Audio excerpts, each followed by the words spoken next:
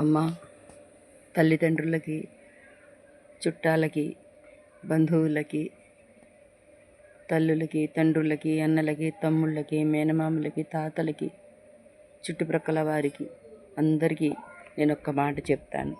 అమ్మ, బిడ్డలంటే అందరి బిడ్డలు ఒక్కటేనమ్మా. ఆస్తులు అందరివి ఒక్కటి కావు, కష్టాలు మాత్రం అందరివి ఒక్కటేనమ్మా. పరాయి బిడ్డను చూసి ఓర్చలేక అలా చంపేస్తే రేపు మీ బిడ్డల్ని ఓర్చలేక ఇంకెవరైనా చంపేస్తారు కదమ్మా. ఎందుకమ్మా మనకి ఇలాంటివి? చెప్పండి.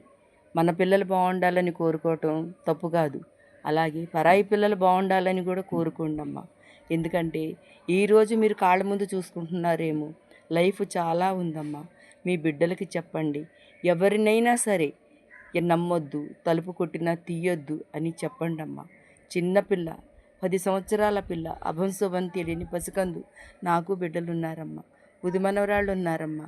ఎందుకమ్మా ఆ బిడ్డను అన్ని విధాలుగా కత్తిపోట్లతో పొడిచి చంపేశారే? ఆ పిల్ల పరిస్థితి ఏంటమ్మా చెప్పండి. ఎంత అల్లాడిపోయి ఉంటుందమ్మా. ఎంత అల్లారి ముద్దుగా బిడ్డలను పెంచుకుంటున్నాం, వాళ్ళకి ఏం కావాలన్నా తెచ్చి పెట్టుకుంటున్నాం, ప్రేమతో పెంచుకుంటున్నాం, రాత్రిళ్ళు పక్కలో వేసుకొని పడుకుంటున్నాం. మీ బిడ్డలకి మీరు జాగ్రత్తలు చెప్పండి అమ్మా. తాతయ్య పిలిచి చాక్లెట్లు ఇస్తానన్నా దగ్గరికి వెళ్ళొద్దమ్మా, రోజులు బాగోలేవమ్మా. పక్కింటి వాళ్ళు పిలిచి పప్పలు ఇస్తాం రండి అన్నా కూడా వెళ్ళొద్దమ్మా, రోజులు బాగోలేవమ్మా. పెద్దవాళ్ళని ఏమి చేయలేక వాళ్ళ కోపాన్ని, వాళ్ళ తాపాన్ని, వాళ్ళ అసూయని బిడ్డల మీద చూపిస్తున్నారమ్మా. ఇది గమనించుకొని తల్లిదండ్రులు బిడ్డల్ని జాగ్రత్తగా చూసుకోండి. మీరు ఎటు వెళ్ళినా, ఎంత పెద్ద పని మీద వెళ్ళినా సరే, మీ బిడ్డలు మీకు బరువు కాదు కదా. మీరే కదా మీ బిడ్డల్ని కన్నారు, మీ బిడ్డల్ని మీరే కదా పోషించుకుంటున్నారు. మీ బిడ్డల్ని ఎమ్మటి తీసుకొని వెళ్ళండి అమ్మా. వాళ్ళ మీద వీళ్ళ మీద బిడ్డల్ని వదిలి కూడా వెళ్ళొద్దమ్మా. ఎందుకంటే రోజు మాకేంటి ఈ పని, మేమెందుకు చేయాలి అని వాళ్ళు బిడ్డలకి ఏదైనా అపాయం చేయొచ్చమ్మా. తర్వాత అనుకున్నా రాదు, ఏడ్చినా రాదు, మొత్తుకున్నా రాదు, కేసులు పెట్టుకున్నా రాదు, ఏం చేసినా కూడా రాదమ్మా. మీ బిడ్డల్ని జాగ్రత్తగా చూసుకునే బాధ్యత తల్లిదండ్రులదే. ఇప్పుడు ఉన్న జనరేషన్కి తల్లిదండ్రులను కూడా నమ్మే పరిస్థితులు కాకుండా పోయాయమ్మా. అమ్మా, బిడ్డల్ని కన్నామమ్మా, అక్కడక్కడ వదిలేయడమని, బిడ్డల్ని కొట్టి చంపటమని, బిడ్డల్ని కాల్చటమని, చంపేయటమని, ఇలాంటి రకరకాల పనులు చేస్తున్నారు. అలా చెయ్యొద్దమ్మా. మీకు ఇష్టం లేదనుకో బిడ్డల్ని కంటం మానేయండి. గొడ్రాలు అని ఒక్క ముద్ర వేసుకున్నా ఏం పర్వాలేదు. అంతేగాని బిడ్డల్ని కని ఇలా చంపుకోవటం, బిడ్డల్ని కని వాళ్ళకి వీళ్ళకి అప్పచెప్పటం, వాళ్ళు వీళ్ళు బిడ్డల్ని చిత్రహింసలు చేయటం ఇంత అవసరమా మనకు చెప్పండి? మనం బ్రతుకుతున్న బిడ్డల్ని కన్నాము అంటే ఆ బిడ్డల్ని పోషించుకోవాలి. ఒక్క పూట తినైనా, 2 పూటలు తినైనా మన కడుపు మార్చుకొనైనా బిడ్డలకి పెంచి పెట్టుకొని పోషించుకోవాలి. అంతేగాని వీళ్ళ మీద వాళ్ళ మీద ఆధారపడి బిడ్డల్ని ఎక్కడికి పంపించొద్దు, ఎవరికి అప్పచెప్పొద్దు. మీ బిడ్డల్ని మీరు జాగ్రత్తగా చూసుకోండి. పిల్లలకి జాగ్రత్తగా 1కి 10 సార్లు రోజు పాఠంలాగా 1కి 10 సార్లు అమ్మమ్మ పిలిచినా వెళ్ళొద్దు, తాతయ్య పిలిచినా వెళ్ళొద్దు, ఎవరు పిలిచినా వెళ్ళొద్దు. ఒకవేళ మీరు వెళ్ళినా ఏదైనా పెట్టినా జాగ్రత్తగా తినండమ్మా.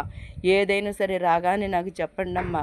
అన్ని పిల్లలకి ఒక పాఠంలాగా హితబోధ చేస్తూ బిడ్డల్ని కాచి కాపాడుకోండి అమ్మ. 3 సంవత్సరాల పిల్లని తండ్రి 3 సంవత్సరాల పిల్లని తండ్రి 2 నెలల పాడు చేశాడంట. అది ఎంత దారుణమమ్మా, అది ఎంత దారుణమమ్మా, అది ఎంత దారుణమమ్మా అది.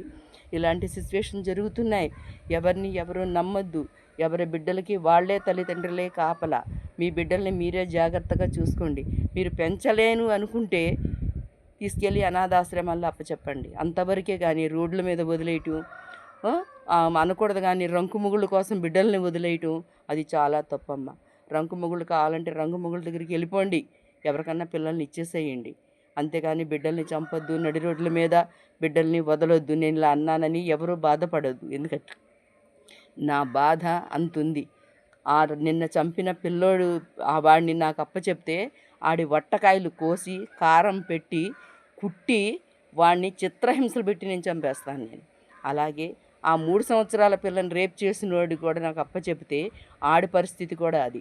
వాడికి అన్నీ కోసి కారం మసాలా దిట్టంగా పెట్టి సూత్తో కుట్టి వాడికి చిత్రహింసలు పెట్టి నేను చంపేస్తాను నేను ఇలా అన్నానని మీరు ఎవరు కూడా బాధపడొద్దు. తప్పుగా ఏమన్నానుంటే నన్ను మన్నించండి, నన్ను అర్థం చేసుకోండి. Okay, bye.